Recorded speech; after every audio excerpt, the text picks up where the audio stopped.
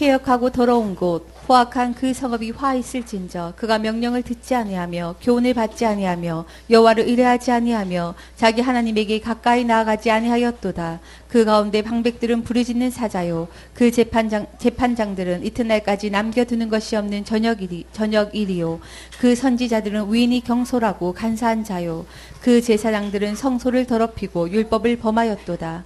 그 중에 거하신 여호와는 이로우사 불의를 행치 아니하시고 아침마다 간단 없이 자기의 공의를 나타내시거늘 불의한 자는 수치를 알지 못하는도다. 네.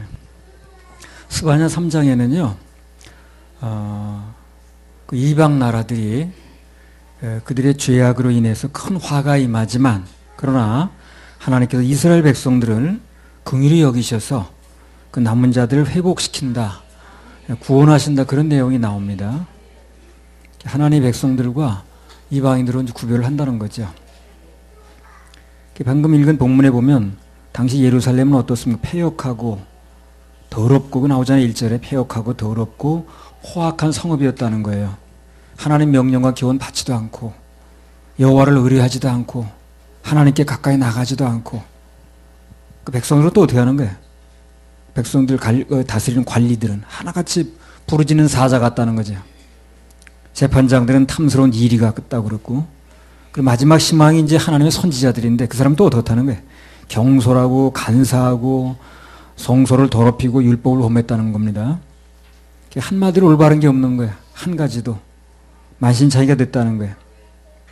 그 얘기의 핵심이 뭐냐면요, 그래서 뭐 잘들 하자 그런 얘기가 아니고 그 사람은 믿을 게 못 된다는 거예요. 그래서 제사장도 그래, 선지자들도 그래, 관리들도 그래, 백성들도 그래, 전부. 그때나 이때나 사람은 믿거나 의뢰하면 안 된다는 겁니다. 자, 그럼 누굴 믿고 따를 것인가? 그건 이제 그 얘기가 5절에 나오는 거예요. 5절 한번 읽어보세요. 그 중에 거하신 여호와는 이로우사 불의를 행치 아니하시고 아침마다 간단 없이 자기의 공의를 나타내시거늘 불의한 자는 수치를 알지 못하는. 그 사람들은 다 그런데 제사장도 그렇고 하나님의 선지자라는 사람도 그렇고 다들 그냥 다 막가는 인생이고 성소를 더럽히고 율법을 범하고 하는데, 그러나 여호와만큼은, 하나님만큼은 의로우사 불의를 행치 아니하신다는 거잖아요. 사람 믿지 말고 오직 공의로우시고 불의를 행치 아니하시고 아침마다 계속해서 공의를 나타내신 주님 믿어라, 그런 얘기입니다. 결론은 그거예요.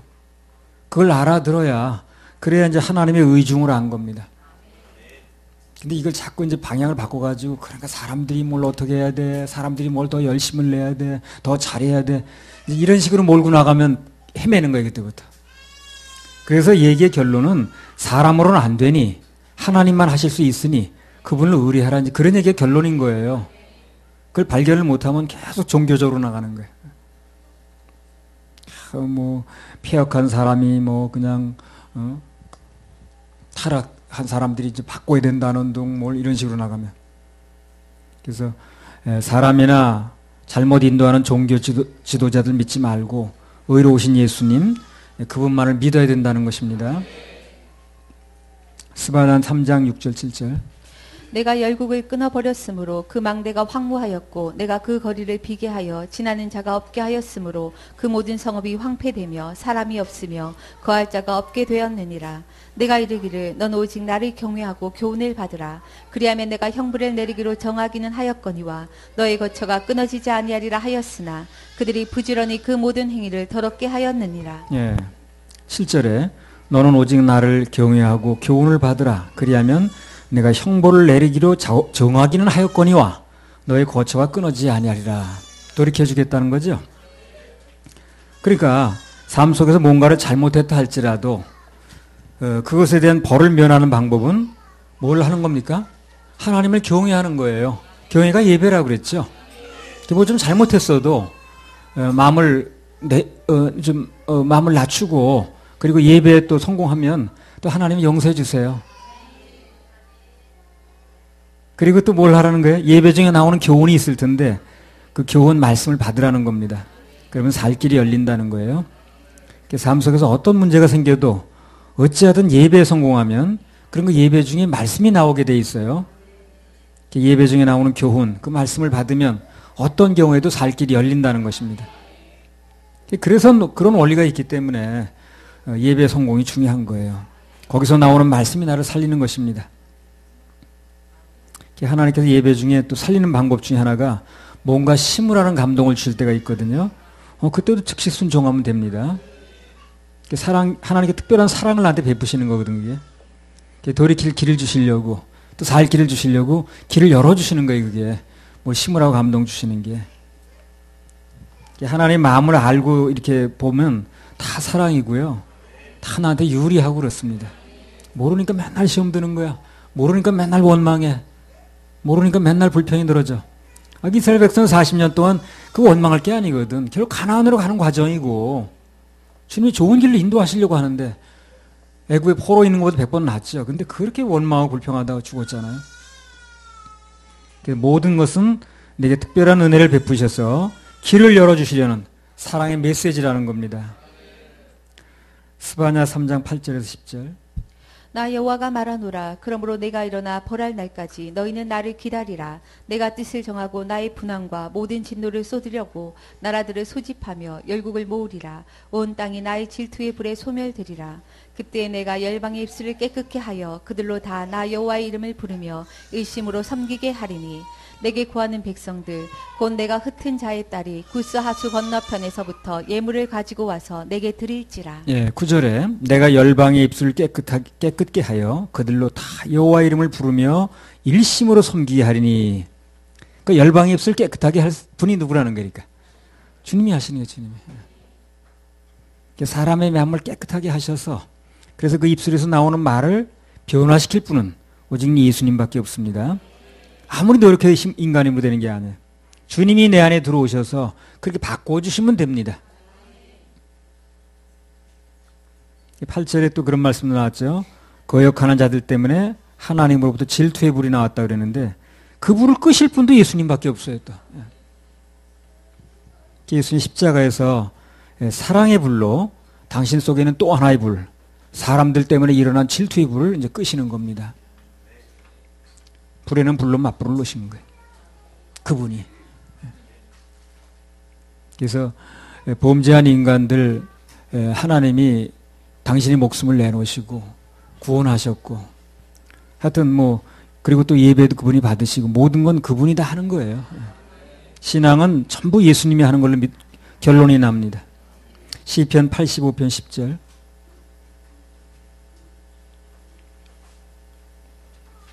긍휼과 진리가 같이 만나고 의와 화평이 서로 입맞추었으며. 긍휼과 진리가 같이 만나고 의와 화평이 서로 입을 맞추었다.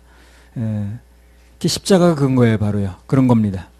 그분의 공의가 있었거든요. 죄를 진 것은 처벌해야 되니까 그냥 넘어갈 수가 없어요. 공의는 공의대로 세우는 거예요. 그분이 벌을 받음으로써. 그리고 사람을 살리는 긍휼은 긍휼대로 또 이루어지는 장소가 또 거기라. 그래서 의와 화평이 서로 입 맞추고 긍휼과 진리가 만났다는 얘기가 바로 그거예요. 십자가입니다. 주님은 십자가에서 만나는 겁니다. 환경 속에 만나는 게 아니에요. 환경 속에 만나려고 하는 사람은 환경이 안 풀리면 주님이 없다고 그러거든요. 그게 아니고 우리는 환경 속에서 하나님 만나는 게 아니라 십자가에서 만나요.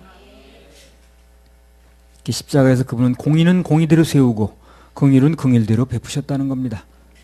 그래서 이 말을 바꿔서 표현한 게 바로 이제 로마서 8장 1절 2절이 되는 거예요. 한번 읽어보세요. 그러므로 이제 그리스도 예수 안에 있는 자에게는 결코 정죄함이 없나니 이는 그리스도 예수 안에 있는 생명의 성령의 법이 죄와 사망의 법에서 너를 해방하였음이라. 예, 사망의 법으로는 우리 죽을 수밖에 없었어요. 죄가 있으니까.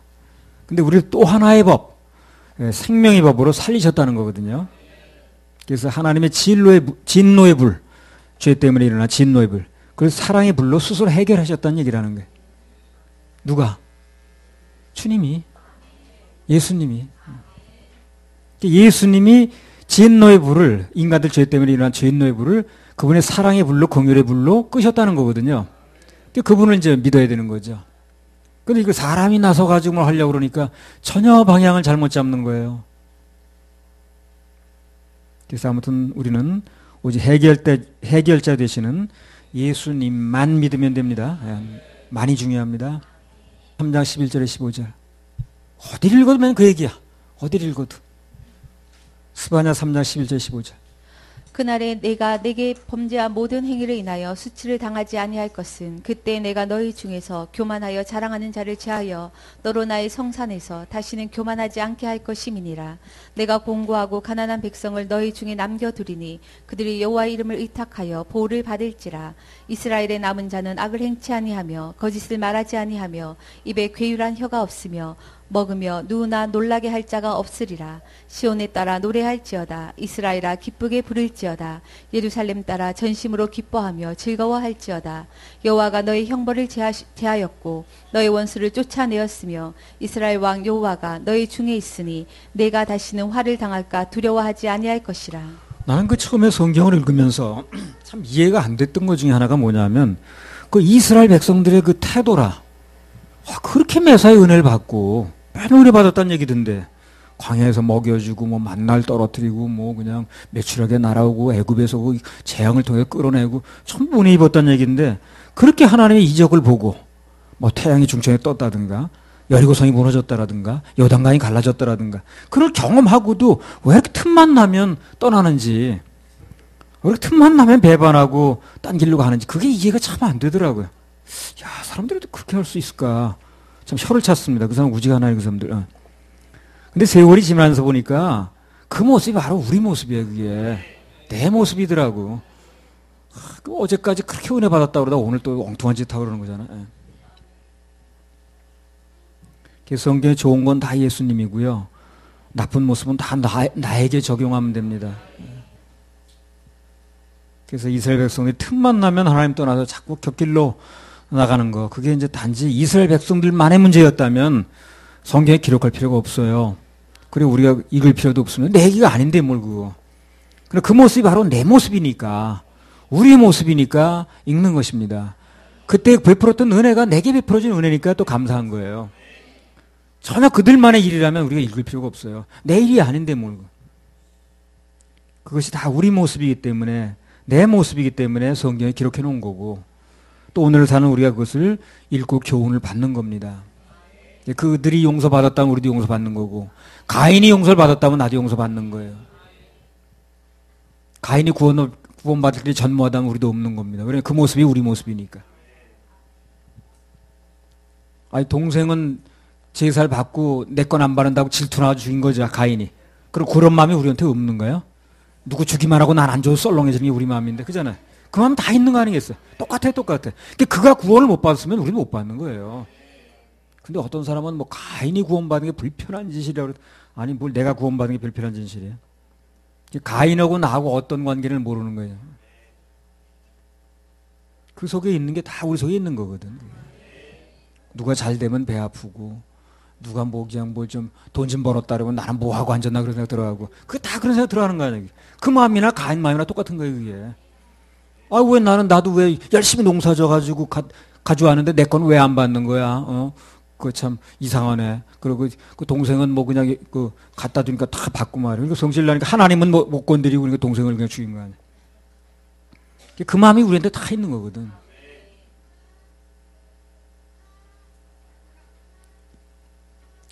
중요한 건 뭐냐면 아무리 하나님께서 이스라엘 백성들에게 돌아오라고 말씀을 하셔도 그들의 생각과 행동은 항상 잡힌 나가는 거예요. 항상.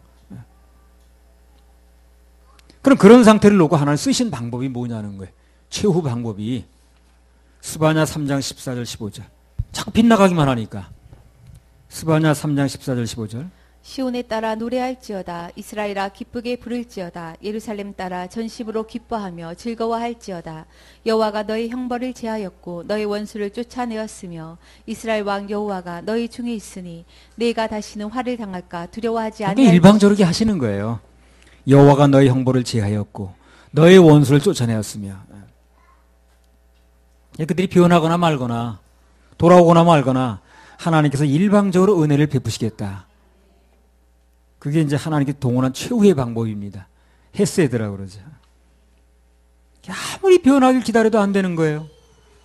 하나님께서 최후에 꺼내든 그 히든 카드가 은혜입니다. 긍휼이에요. 그게 바로 예수님 십자가 사건인 거예요.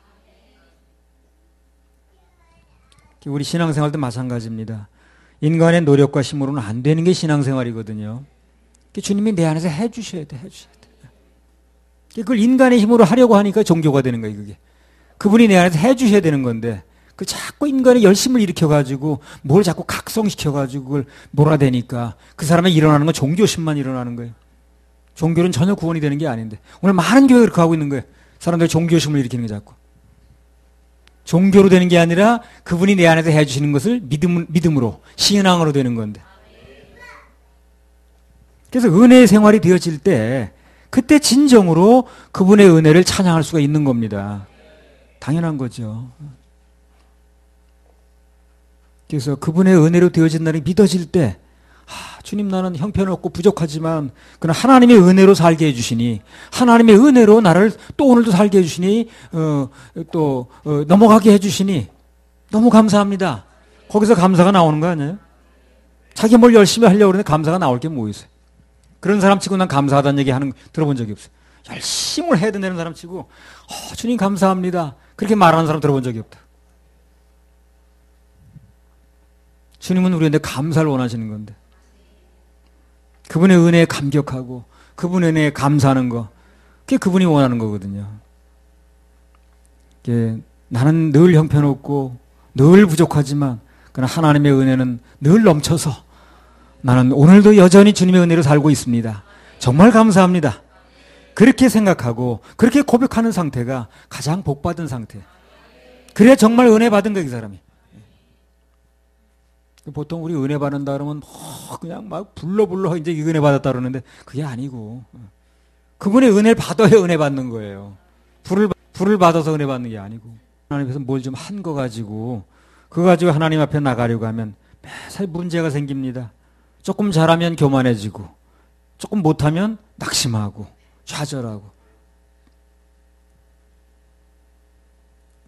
그래서 우리 신앙생활의 근거를 영원토록 변함없는 예수님의 은혜, 그분의 사랑, 그분의 긍휼에 두는 거, 가장 현명한 방법입니다.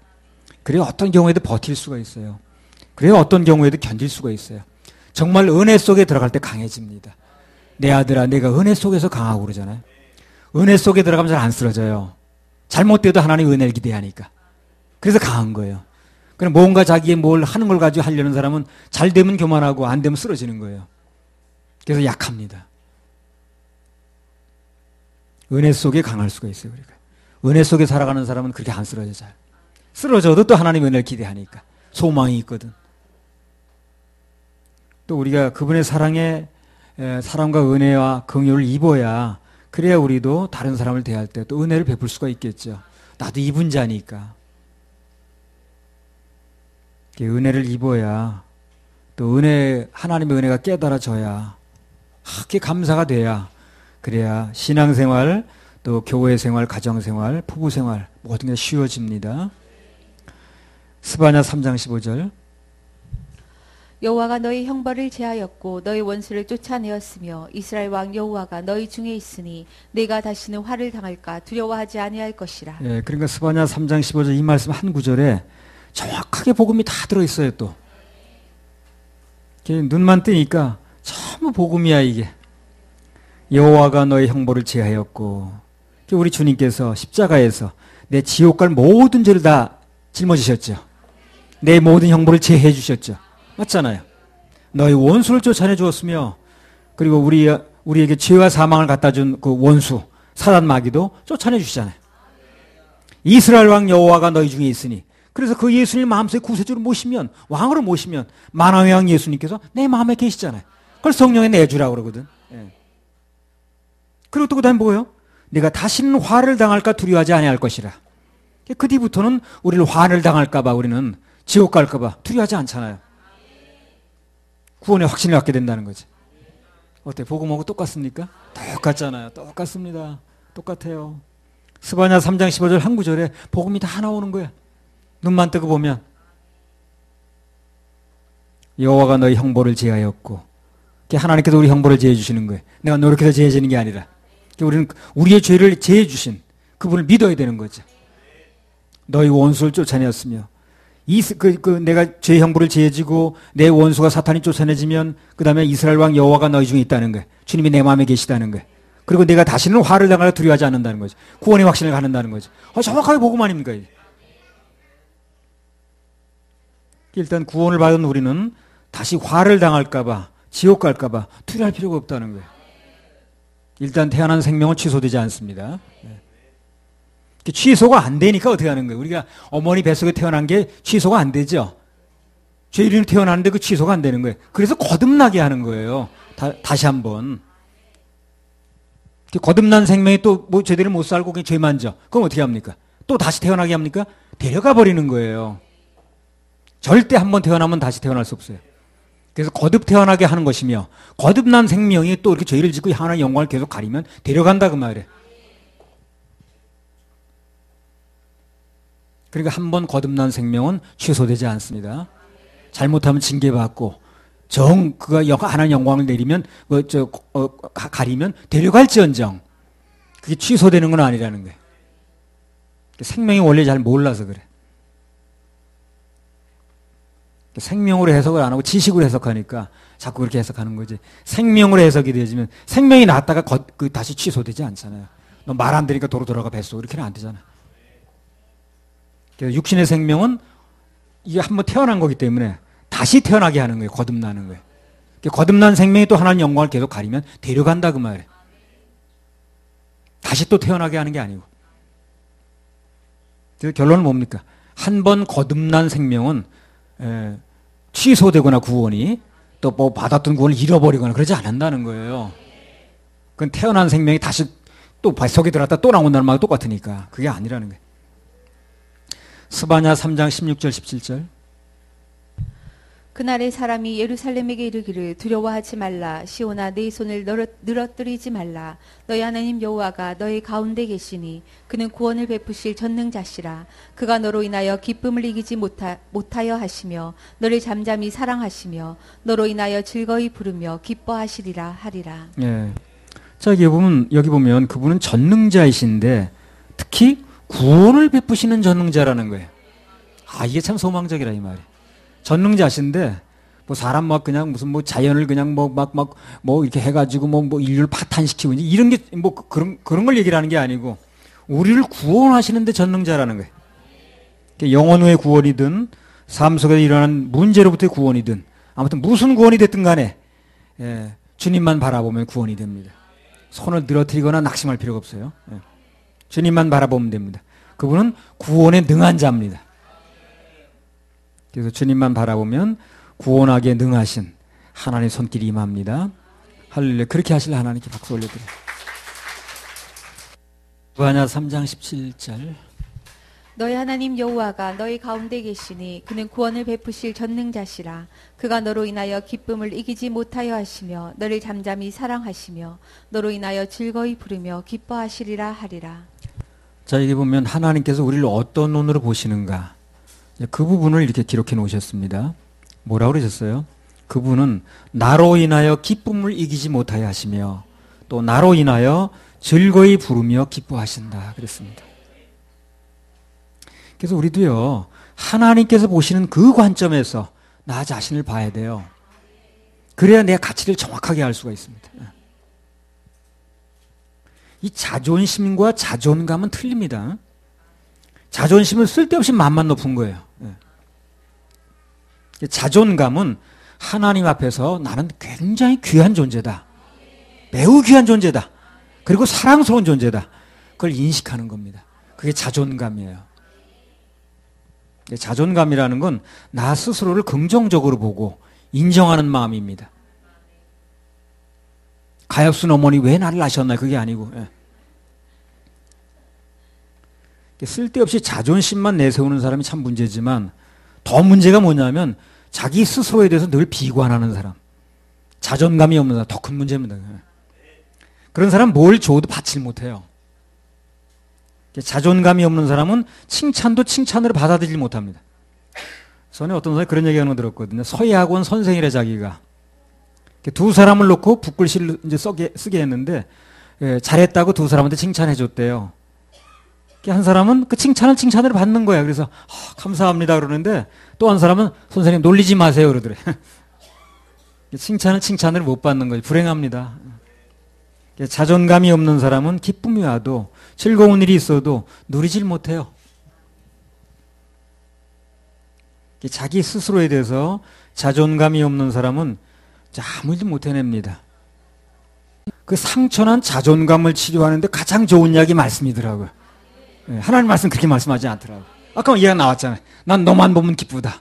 너만 보면 노래가 나온다. 이 말씀이 들어오니까 내가 치료가 되더라고요. 나를 그렇게 안 보는 분도 있네. 이렇게. 이 말씀 속에 들어와서 나를 보니까 정말 대단한 존재더라고 내가. 말씀 속에 들어와 보니까 오늘 보니까 나는 정말 대단한 존재더라고. 나를 위해서 예수님 목숨을 내놨다는 거예요. 그리고 그냥 나만 보면 기쁘대. 나만 보면 노래가 나온대. 그걸 보니까 내 마음이 치료가 되더라고. 자존감도 생기고. 내가 하나님 안에서는 이런 사람이구나. 그래서 스바냐 3장 17절.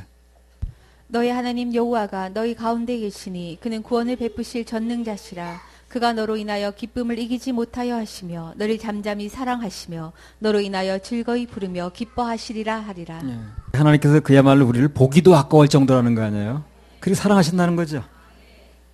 우리는 이래봬도 하나님께서 보실 때는 기뻐서 어쩔 줄 모르는 존재라는 거, 그걸 좀 알아야 됩니다. 그래야 치료가 돼요. 안 그러면 치료가 될 수가 없어요. 한번 해서 이래봬도 사람은 어떻게 볼지언정, 사람은 나를 어떻게 볼지언정 하나님 날 그렇게 안 본다는 거예요. 상처난 자존감은 하나님께서 우리를 얼마나 사랑하시는가, 어떻게 보시는가, 그게 깨달아지면서부터 치유가 시작됩니다. 하나님의 사랑을 깨닫지 못하면 진정한 치유는 없어요. 그가 너로 인하여 기쁨을 이기지 못하시며, 너무 기쁘다는 거야. 잠잠히 사랑하시며 너로 인하여 즐거이 부르며 기뻐하시리라. 그분은 우리만 보면 노래가 나온다는 거 아니야. 난 너만 보면 노래가 나와. 누가 보면 15장에 보면 집 나간 탕자가 돌아왔을 때 아버지가 잔치 벌이죠. 막 기뻐하죠. 그 아들이 돼지 막사에서 지내다 왔죠. 그 돼지 변이 굉장히 냄새가 납니다. 사람 변이 한 30배 넣어놔. 근데 거기서 지내면서 목욕을 했겠어요? 뭐 했겠어요? 근데 그 냄새나는 아들 막 끌어안고 입을 맞추고 이내자대로 닦았겠어요. 그게 우리 주님 심정이라. 보잘것없는 우리 인생이 이 세상 누구에게 그렇게 사랑받고 살겠습니까? 그렇죠? 우리가 매주마다 어디 가서 환영받겠어요? 교회에 오니까 우리 환영받는 거 아니에요? 교회에 오니까 주님 좋아하시잖아요. 너 기다렸다 그러고. 세상에 어디 가서 이렇게 환영받겠냐고, 우리가. 매주마다. 나 가끔 그런 생각해요. 내가 매주마다 어디 가서 이렇게 환영받겠나. 교회만 오면 주님이 좋다고 그러시잖아요. 예배 드리러 오면 받아주시잖아요. 최사모님 그렇죠? 어디 가서 우리가 환영받겠습니까? 누가 우리를 이렇게 기다리겠습니까? 아무리 친한 사이도 1년 12달 매주 만나면 실증 나는데. 우리는 아버지 집에만 오면 언제나 기쁩니다. 왜? 나를 좋아하시는 분이, 나를 환영하시는 분이 늘 있거든요. 요한복음 3장 16절. 진짜 우리가 어디 가서 이렇게 매주마다 환영받겠냐고. 요한복음 3장 16절. 하나님이 세상을 이처럼 사랑하사 독생자를 주셨으니 이는 저를 믿는 자마다 멸망치 않고 영생을 얻게 하려 하심이니라. 이 세상 누구라도 자기의 독생자를 내놓으신 나를 위해서 그 사랑이 깨달아지면, 받아들여지면 그런 병든 인격이 치료되기 시작합니다. 회복되기 시작해요. 자기가 자존감이 생기기 시작해요. 자신을 불행해하고 학대하던 사람도 하나님께서 나를 얼마나 사랑하시는가, 그분의 사랑을 알아갈수록 나는 행복해, 이렇게 변해가는 거예요. 아무튼 하나님께서는 우리가 잘하고 못하고를 떠나서 우리 자신을 좋아하십니다. 왜? 그분의 자녀니까. 그래서 그런 분을 아버지로 모신 우리는 늘 행복한 겁니다. 할렐루야. 우리 하나님께 박수 올려드려요. 이사야 49장 5절.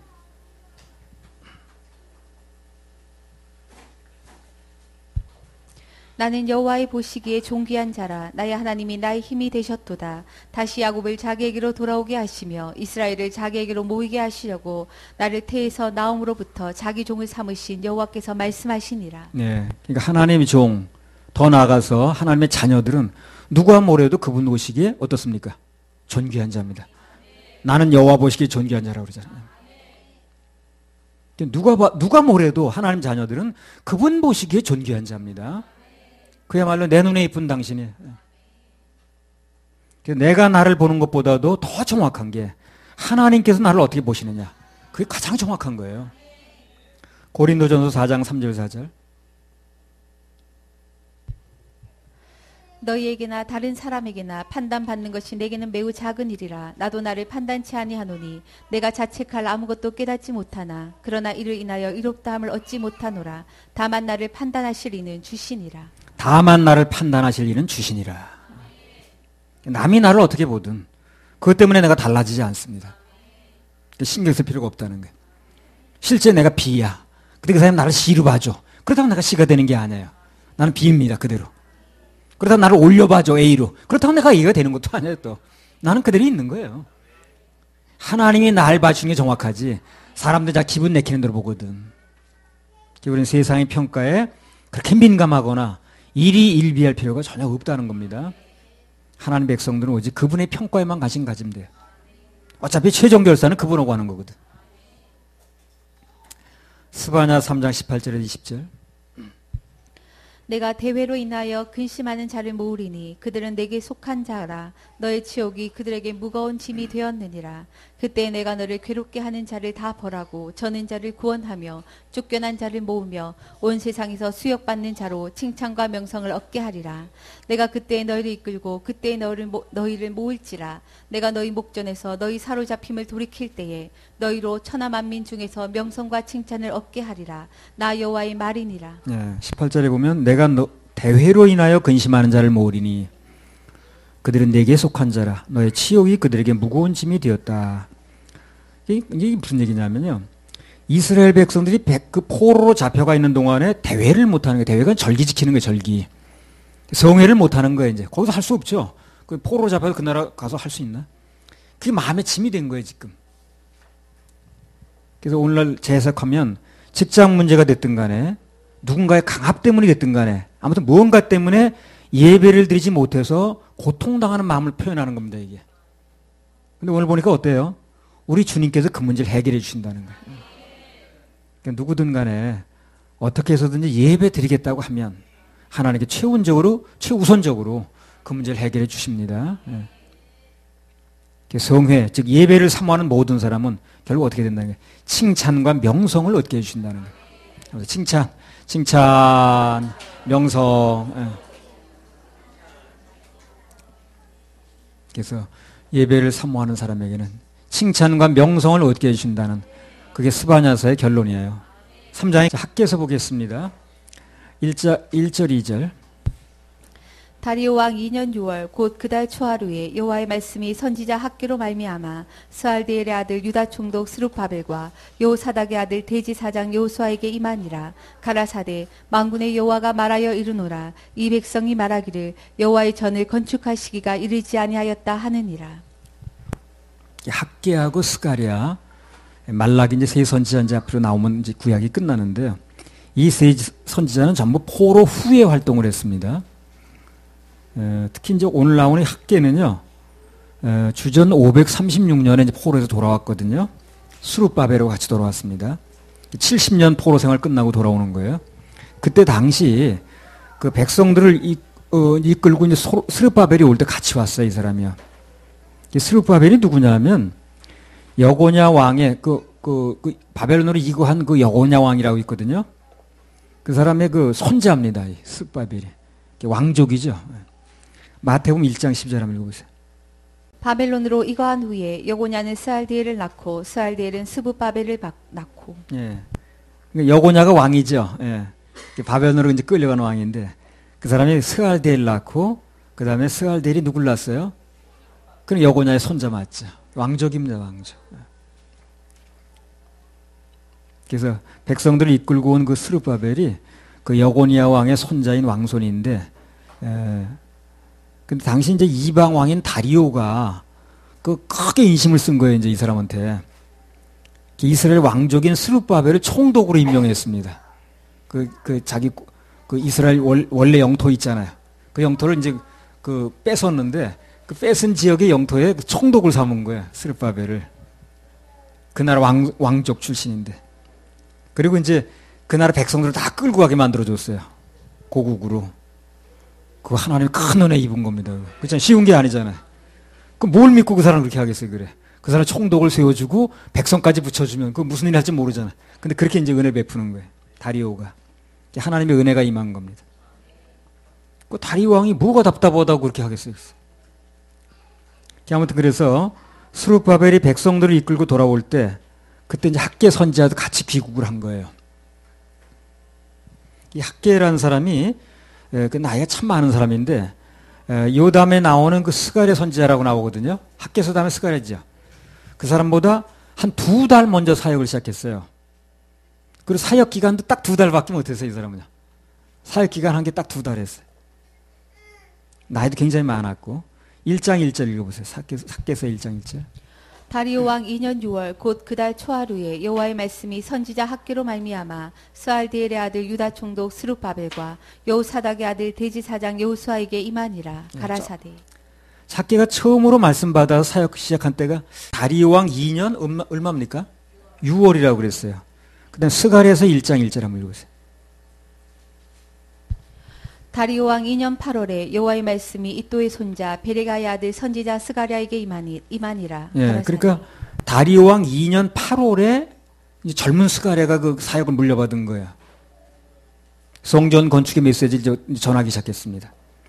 학계의 사역 기간은 6월에 시작해서 8월에 끝났으니까 딱 2달 했습니다. 짧은 사역 한 건데 결국에 이 사역의 영향이 굉장히 커요. 근데 학계가 사역 기간은 짧은데. 그래서 그 사역에 힘입어가지고 학계가 그 선포한 사역에 힘입어가지고 이스라엘에 그 하나님의 성전이 재건되는 큰 역사가 일어났습니다. 몇십 년 동안 안 되던 건데 그게. 사역 기간이 뭐 얼마나 되느냐 그보다 더 중요한 게 뭐냐면 하나님께서 그를 통해서 얼마나 일해 주시느냐 이게 중요한 거예요. 얼마나 써주냐 하는 거죠. 학계 선지자는 사역한 기간은 굉장히 짧은데 불과 2달밖에 안 되는데 그 사역의 결과 그건 굉장히 컸습니다. 이 학계라는 이름의 뜻이 뭐냐면 카니발 그런 뜻이에요. 카니발이 뭡니까? 축제라는 뜻이에요. 그래서 그 이름 뜻 그대로 그 생애 동안 축제가 참 많이 일어났어요. 포로에서 해방되고서 귀가되는 큰 축제죠. 그게. 꿈꾸는 것 같았다고 그러잖아요. 시편에 보면. 축제도 경험했고요. 또 그 생애 동안 이스라엘 성전이 다시 재건되는 이런 축제도 또 경험했습니다. 그래서 학계에서 말씀을 듣는 모두에게도 큰 축제가 있길 바랍니다. 네. 자, 1장 1절 다시 읽어보세요. 다리오 왕 2년 6월 곧 그달 초하루에 여호와의 말씀이 선지자 학계로 말미암아 스알디엘의 아들 유다 총독 스룹바벨과 여호사닥의 아들 대제사장 여호수아에게 임하니라. 가라사대. 다리오 왕 2년이라는 연대가 나왔는데 왜 그런 연대를 쓰느냐면요. 자기네 나라 왕이 있으면 왕의 연대를 쓰는 거예요. 우리나라 뭐 광무 20년 뭐 이런 식으로 소화 2년 뭐 일본 그러죠. 예. 그래서 자기 나라 왕이 있으면 자기 나라 왕의 연호를 쓰는 건데 자기 나라 왕이 없죠. 이스라엘 포로기니까. 그래서 어쩔 수 없이 그 이방 왕 다리오 왕의 연대를 쓰는 거예요. 지금요. 그래서 여기서 이제 교훈을 하나 얻는다면 그런 겁니다. 우리가 하나님을 왕으로 섬기지 않으면 그게 없어지는 게 아니고 자유를 누리는 게 아니라 또 어떤 왕의 지배를 받게 돼 있어요. 그게. 영의 세계는 공백기라는 게 없거든. 공백이라는 게 없어요. 그래서 공기가 공백이 없듯이 영의 세계는 공백이 없습니다. 하나님으로 채우지 않으면 그게 공백으로 있는 게 아니라 또 사단의 영이 들어와서 채우든가 하여튼 뭐가 채워지게 돼 있어요. 우리 하나님을 왕으로 섬기지 않으면 그걸로 끝나는 게 아니라 반드시 무언가에 또는 누군가의 통치를 받게 돼 있다는 거예요. 주님의 통치를 받지 않고 빗나가면 자유롭고 행복한 게 아니고 그 자리에 또 뭔가가 들어와서 누군가가 또 통치를 합니다. 하나를 잡고 다스리려고 그래. 그게 돈이든 권력이든 뭐 사람이든 뭐든지. 하나님만 내 마음속에 통치를 넣지 않으면 그 자리가 비어있는 게 아니라 뭐가 엉뚱하게 들어와서 통치한다는 거야. 그게 무슨 돈이 들어와 통치를 하든 내 눈에 어떤 무슨 뭐 그냥 이성이 들어와 통치를 하든 하여튼 뭐가 들어와 통치를 해요. 기왕 통치를 받는데 어떻습니까? 하나님의 통치를 받는 게 좋잖아요. 주님만 바라보라는 거예요. 그래서 사람은 하나님을 마음에 넣지 않으면 뭔가에 의해서 통치를 또 받게 돼 있다니까요. 공백 기간이 있지는 않다니까. 여백으로 있는 게 아니라니까. 그래서 하나님의 자녀들은 그분의 통치를 받을 때가 제일 행복합니다. 그때 가장 인간답게 살고 있는 거예요. 하나님의 통치를 받을 때가 가장 인간답게 사는 겁니다. 하나님 자녀가 그분의 통치를 벗어나면 인간답게 살지 못해요. 우리 돈의 통치를 받는 게 인간답게 사는 게 그렇지 않잖아요. 권력의 통치를 받는 게 인간답게 사는 게 아니잖아요. 우리는 모든 건 다스리고 하나님의 통치를 받을 때 인간답게 사는 거예요. 사람이 사람답게 사는 거예요. 그 통치를 벗어나면 뭔가의 포로가 되고 자유를 잃게 되는 겁니다. 하나님을 떠나서 뭔가의 포로돼서 사는 사람 치고 참 자유를 누리는 사람 못 봤어요. 뭔가에 얽매여서 붙잡혀 살지. 그렇죠?